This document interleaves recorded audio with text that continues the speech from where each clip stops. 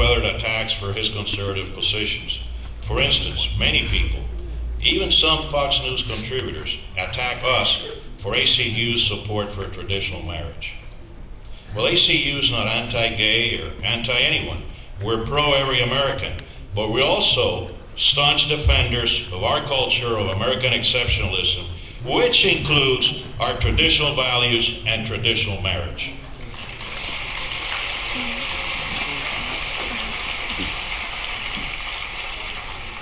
You know, and let me give you an example of how Mitt handled the same issues before he ran for president or even thought of running for president. I'll share in his own words what he said as governor of Massachusetts in 2004 about the issue of gay marriage. And this is his own words at that time. Given the decision of the Massachusetts Supreme Judicial Court, should we abandon marriage as we know it and as it was known by the framers of our Constitution? Has America been wrong about marriage for 200 plus years? Were generations that span thousands of years from all civilizations of the world wrong about marriage? Are the philosophies and teachings of all the world's major religions just simply wrong? Or is it more likely that 4 people among the 7 that sat in a court in Massachusetts have erred? I believe that that is the case.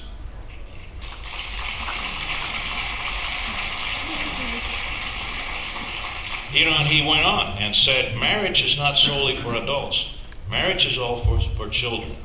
In fact, marriage is principally for the nurturing and development of children. The children of America have a right to have a father and a mother. You know, I know the goodness in the heart of both Mitt and Ann Romney, and I know that Mitt meets my 3 key tests. He shares our values, he's competent to serve as commander-in-chief, and he's certainly electable. And my fellow conservatives, it's my pleasure to introduce to you a great American, Governor Mitt Romney.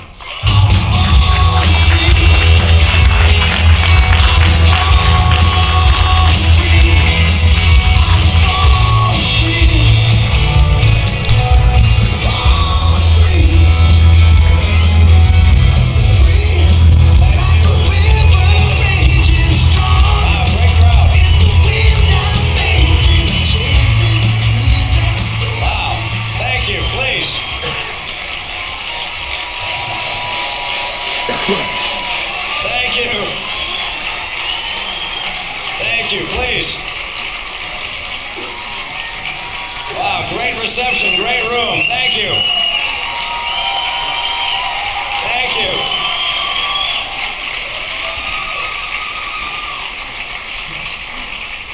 First, thanks to Al Cardenas for that very warm and generous introduction, and thanks to this extraordinary crowd at CPAC. We've got a great group here this year. It's been a great conference so far. And for that, I suppose we should also acknowledge President Obama. He is the conservative movement's top recruiter. It turns out he really is a good community organizer. I just don't think this is the community he planned on organizing, but he did. You know, today we really are poised for victory in November.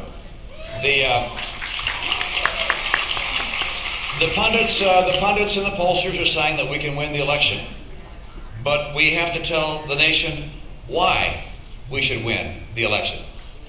It's up to us to prove that we're really ready to step forward and lead this country.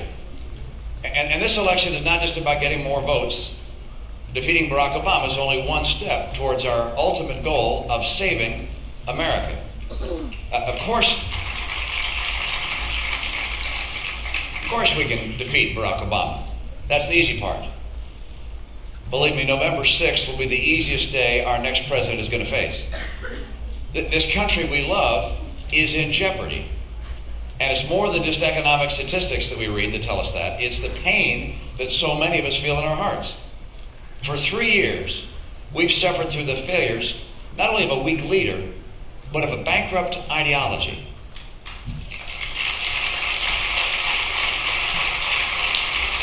I'm convinced that if we do our job, if we lead with conviction and integrity, that history will record the Obama presidency as the last gasp of liberalism's great failure and a turning point for the conservative era to come.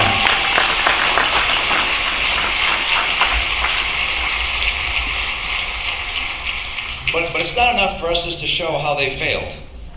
We also have to prove how we will and deserve to lead. And so I'm here to ask you today to stand with me shoulder to shoulder as we go forward to fight for America. Now, as we step forward together, now I think is a time to reaffirm what it means to be conservative and why this must be our greatest hour as conservatives. America is like no other country in the history of the earth. The very heart of American conservatism is the conviction that the principles embodied in the Constitution and the Declaration of Independence are uniquely powerful, foundational, and defining. Some see the hand of providence in the crafting of these principles. Others are more likely to credit the brilliance of the founders themselves. I think a lot of us, like me, see both at play. But conservatives all agree that departing from these founding principles would represent a departure from the greatness of America, from our mission, from our freedom, from our prosperity, from our purpose. I know that this president will never get it, but we conservatives aren't just proud to cling to our guns and to our religion. We are also proud to cling to our Constitution.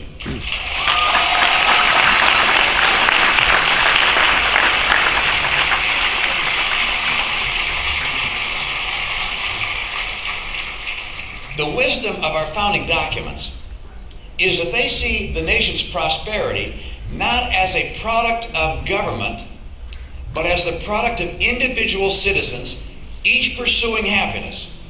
The key to the success of the American experiment is this: America doesn't just exist for the people, it has been made exceptional by the people.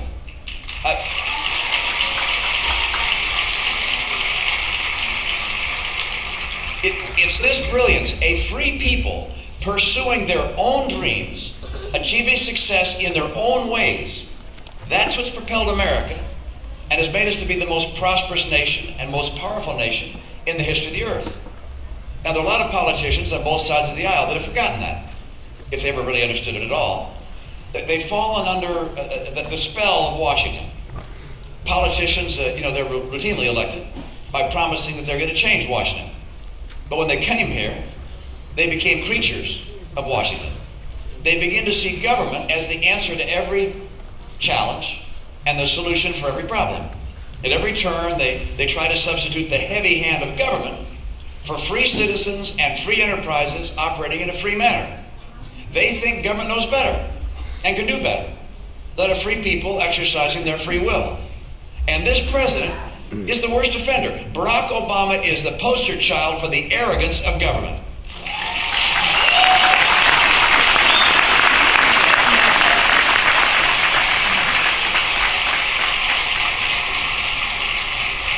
And so, as I say across this country, this election really is about a battle for the soul of America. And it's going to come down to a choice.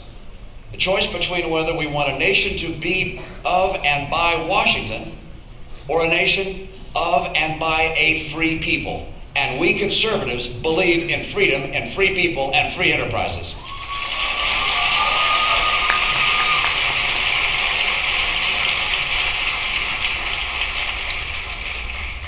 Now, as conservatives, we're united by a set of core convictions. Not everyone has taken the same path to get here. There are college students at this conference who are reading Burke and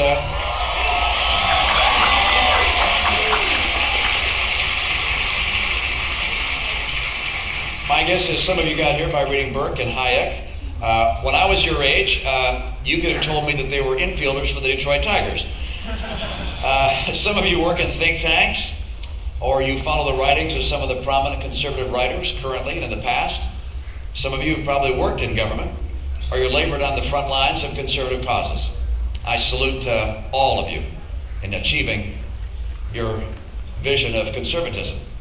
My path to conservatism came from my family, from my faith, and from my life's work.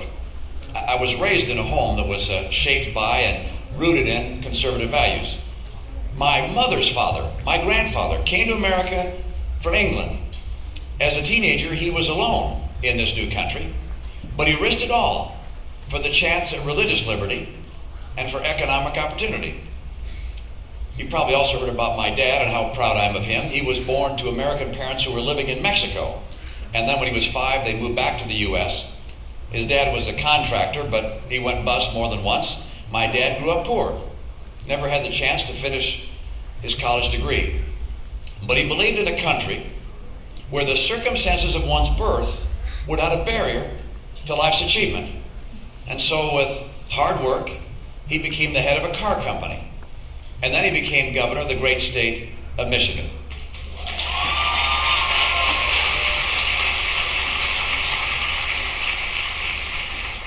The values that allowed my parents to achieve their dreams are the same values they instilled in my siblings and me.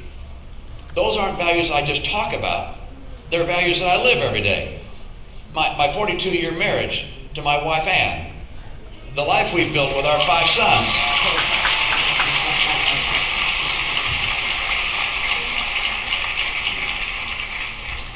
The faith that's part of our life. These conservative constants have shaped my life. And then there's business. In business, if you're not fiscally conservative, you're bankrupt.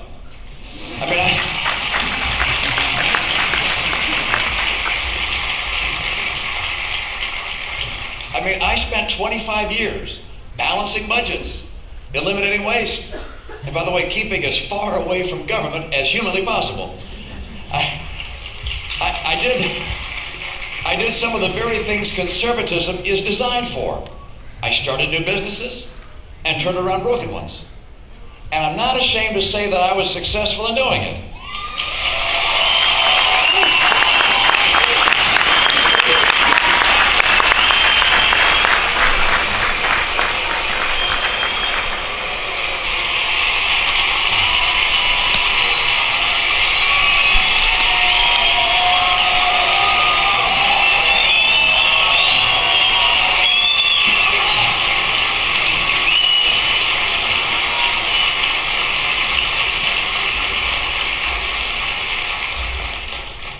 Family, my faith, my businesses. I know conservatism because I have lived conservatism. Now, as governor of Massachusetts, I had the unique experience of defending conservative principles in the most liberal state in the nation.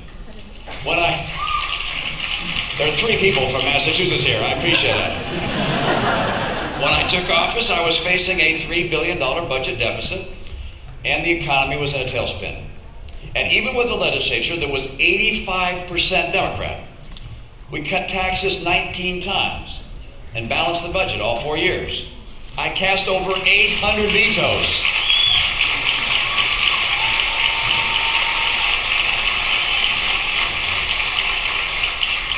And I cut entire programs. I erased a $3 billion budget shortfall and left office by putting in place over $2 billion in a rainy day fund.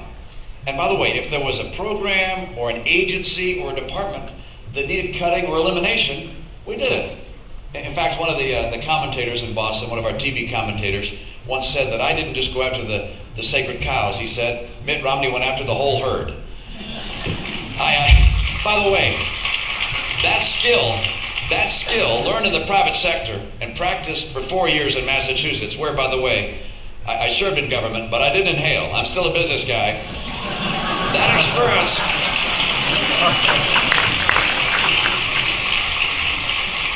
experience of slimming down, cutting, eliminating, I want to take that to Washington. I want to get my hands on Washington, D.C.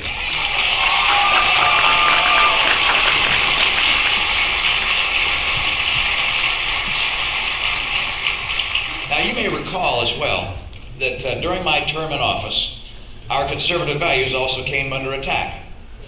Less than a year after I took office, the state's Supreme Court inexplicably found a right to same-sex marriage in the Constitution written by John Adams. I presume he'd be surprised. I fought to have a stay on that decision, then pushed for a marriage amendment to our Constitution. We lost by only 1 vote in the legislature. And I successfully prohibited out-of-state couples from coming to our state to get married and then going home. On my watch, we fought hard and prevented Massachusetts from becoming the Las Vegas of gay marriage.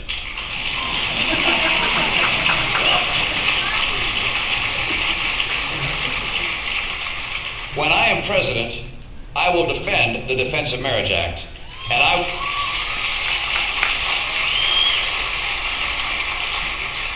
will fight for an amendment to our Constitution that defines marriage as a relationship between a man and a woman.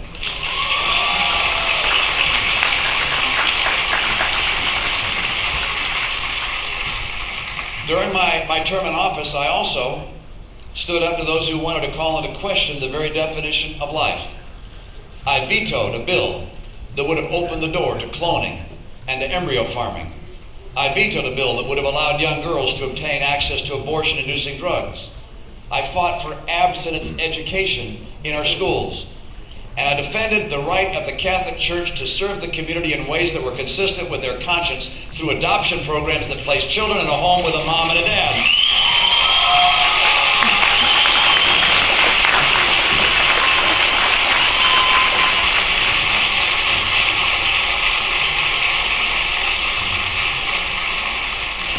My state was a leading indicator of what liberals would be trying to do across the country. They're trying to do right now. And I fought against long odds in a deep blue state. But I was a severely conservative Republican governor.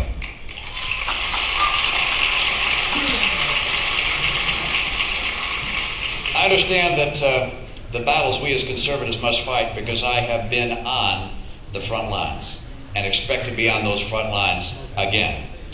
Now here at CPAC, I know you guys understand that. This gathering's always welcomed me, and you've consistently supported me. Not because of my rhetoric, but because of my record and my experience in that deep blue state. Now over the course of this conference, several candidates have either already spoken or will be speaking, and they'll be seeking your support to lead our country and to help us out of these troubled times. What distinguishes us from one another is not our opposition to President Obama, or even our support of conservative convictions. What distinguishes us is the nature of our life's experience, our perspective, our judgment. This election will ultimately come down to two very different visions for America. But our more immediate choice will be between candidates of two very different backgrounds. I spent 25 years in business. Started at the bottom, went on to help create a great American success story. I led an Olympics out of the shadows of scandal and was part of helping turn around a state that was crying for leadership. Now, of course, in each of these endeavors, I worked with a team of really skilled people. But I was, after all, the chief executive. And so success or failure was laid on my shoulders. And when tough decisions had to be made, I made them. Leadership as a chief executive isn't about getting a bill out of conference or giving a great speech. It's about setting clear goals, building a terrific team, overcoming constant adversity, and achieving results. It's about sharing credit when times are good and about taking responsibility when they're not.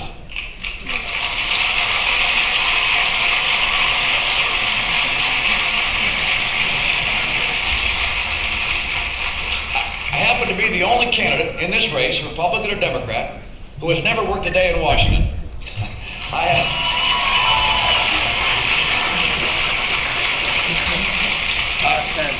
I don't have old scores to settle or decades of cloakroom deals that I have to defend. Now, as conservatives, you've learned to be skeptical of this city and its politicians, and I think you're right. My wife and I raised 5 boys, and one of the lessons you learn as a parent is that when you hear an excuse that just doesn't make sense, it's because it just doesn't make sense. And let me tell you, any politician that tries to convince you that they hated Washington so much that they just couldn't leave,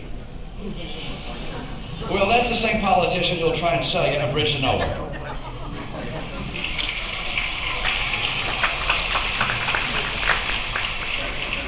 This is a moment when our country needs serious change and dramatic reform. So let me tell you exactly what kind of president I will be. To get America back on track, And to get Americans back to work, we need bold and sweeping reforms. These aren't managerial issues of changing this department or that agency. To change Washington, we're going to have to change the very relationship between government and the citizen. And these are moral choices that will define our nation and define us for generations to come. Let me mention a few of them. Today, as you know, we borrow 40 cents of every dollar we spend. That's unconscionable. It's unsustainable. It's reckless. It's immoral. And it'll end under my presidency.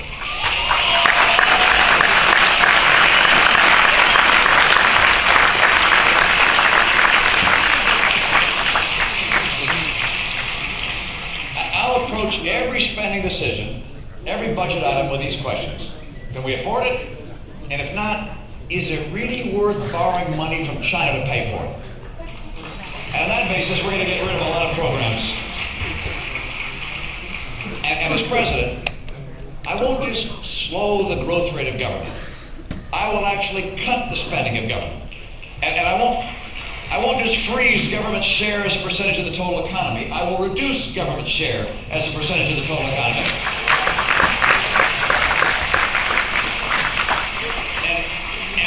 And without raising taxes or sacrificing America's critical military superiority, I will finally balance the American budget.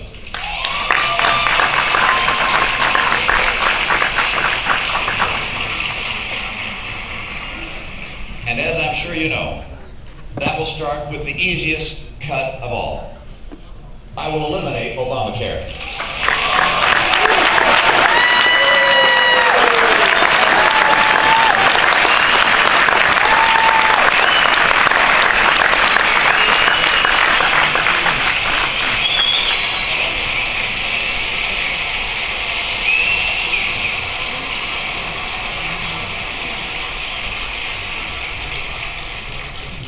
A couple of other things I'll do. I'm going to dramatically reduce the size of the federal workforce. And for the first time ever, I'm going to tie the compensation and benefits of federal workers with workers in the private sector. The principle here is really simple, and that is public servants should not get a better deal than the citizens that are paying for it.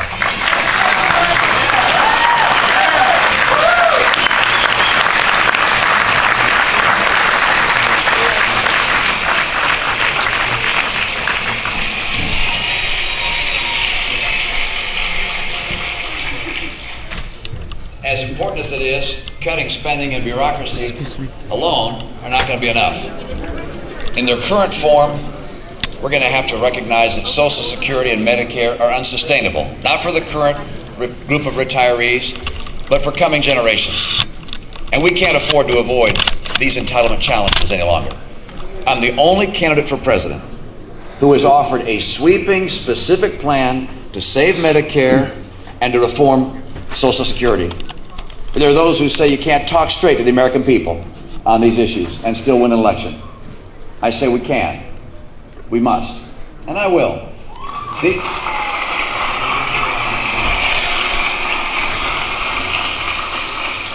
What I proposed are sensible and critical reforms. Under my plan, no one near retirement age or currently retired will see any of the changes I'm going to describe. But people in their 20s and 30s and 40s and early 50s are going to see some changes. And by the way, tax hikes, they're off the table. We're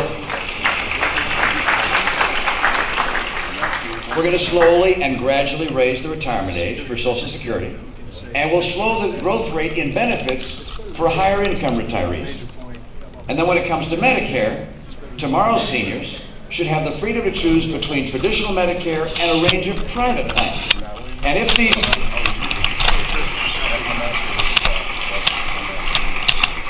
if these future seniors choose a more expensive plan, then they won't have to pay the additional cost.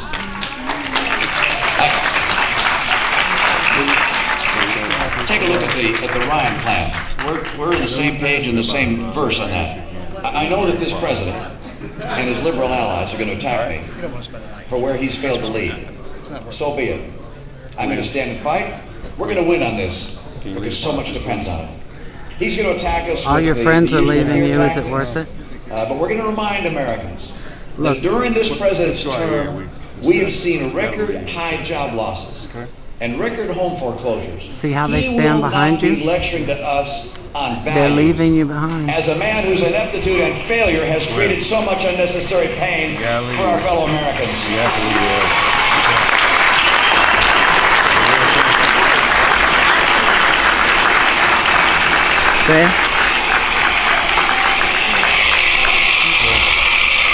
Get her. Ours will not be the easy course, but it will be the right course.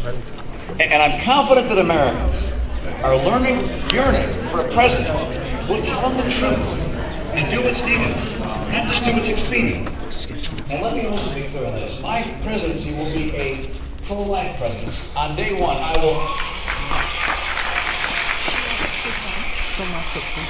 will reinstate the Mexico City policy. I will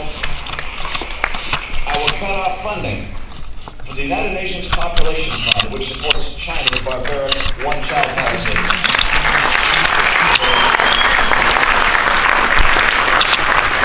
I'll ensure that organizations like Planned Parenthood get no more federal support. Did you support them? Sorry? Did you support them? I did. Well, I absolutely. Freedom of speech. I've been here about freedom of speech for 2 days here. All right, here's my question. Did you support them getting in here by fraud? By fraud? Yeah. What do you mean by fraud? Meaning someone registered them and lied about who they were and what their intent was. Why are they lying? I could have done that. Mm-hmm. And somebody did. The lady that was with them came in. But no, I agree with you. Freedom of speech needs to be protected, and they weren't making it disturbing. Right, exactly. So why did they kick them out? I think because of the threats that have been made recently, that they were going to come in and turn off fire alarms and stuff. You have to weigh 10 people's right to stand in front of a group with tape over their mouth over the possibility of evacuating over 10,000 people over a hoax. You just keep an eye on them and let them demonstrate whatever they so there was no need to kick them out.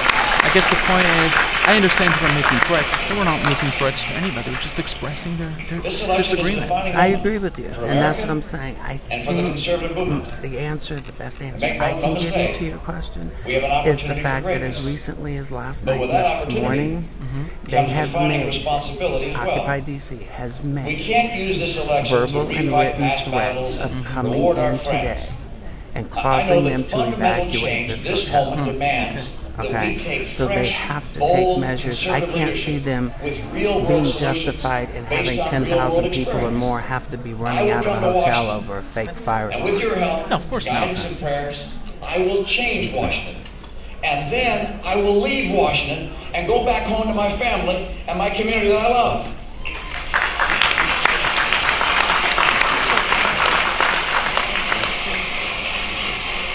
Excuse me. When this is over, if you guys I believe this is a moment that demands that we return to our basic values and first principles. That's who we are as conservatives. We believe in the Constitution, the Declaration of Independence. We believe in life, liberty, and the pursuit of happiness. We know the brilliance that suggested that individuals pursuing their own dreams would make us the most powerful nation on earth, not a government trying to guide our lives. This is who we are. This passion we must take to the American people. This is our moment. This is why we're conservatives. The task before us now is to reaffirm the convictions that unite us and go forward shoulder to shoulder to secure the victory that America so desperately needs and deserves. Let's do it together. Thank you, and God bless America.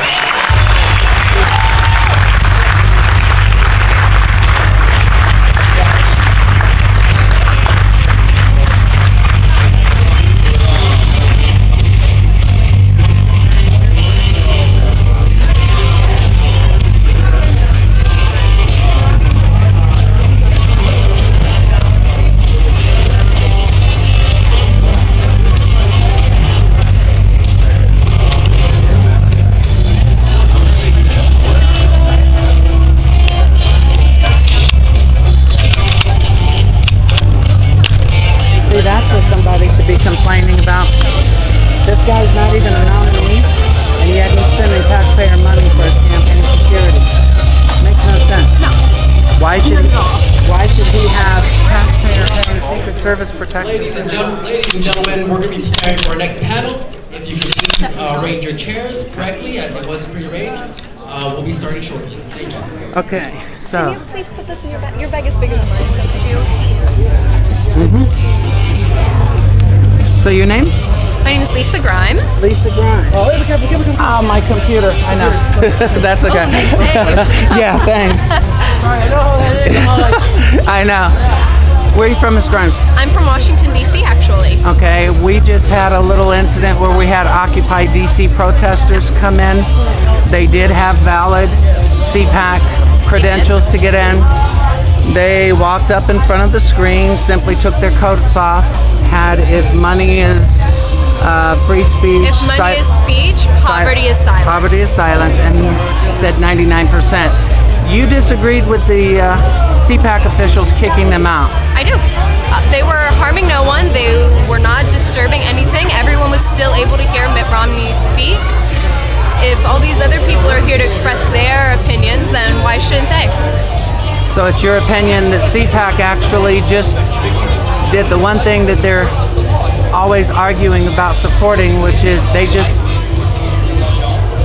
froze someone's right to free speech. Exactly, and it's been such a big issue over the past week especially. And if I told you that these demonstrators or the organization behind them as recently as this morning posted internet threats of coming into CPAC and causing the hotel to have to evacuate over 10,000 people by pulling fire alarms or throwing smoke bombs like they did in the White House about a month ago, would you say that that would be reason for them to be a little concerned? Well, naturally they do have to take threats seriously, of course, but if they're paying CPAC members, then no, they have just as much right as anyone to be here. Okay. And you, sir? Well, I think what I could see from here, they were not threatening anybody. So obviously, if there were threats made by their organization, I think all you have to do is just keep an eye on them, but just let them do whatever they want to do there, as long as they don't disrupt whatever was going on in this room. So that's what I'm feeling. After we've been hearing for the past couple of days that this is all about freedom of speech, the Constitution, all these principles, blah blah blah, and so here's where there was I guess a perfect opportunity to show that conservative Americans, are open to disagreement, and they have no problem with demonstrators like them. So you make a valid point. You really do. And I want to make clear for the purpose of this video before posting it that the group of demonstrators, as you said, did not disrupt in any manner. They simply got up, took their coats off, and stood up in front of the screen. And I think you've pointed out something that CPAC is definitely, and the Conservative Party is definitely going to have to start looking at, because you cannot argue that you're all about constitutional protections and at the same time you want to deny someone else theirs. Thanks a lot for speaking with me. And your name is? My name is Marco. Marco? And I'm not American. I'm visiting from Europe. Okay. So, hey, everybody has an opinion, and you made a valid point. All right, thank you. Thank you, Ms. Grant. Thank you.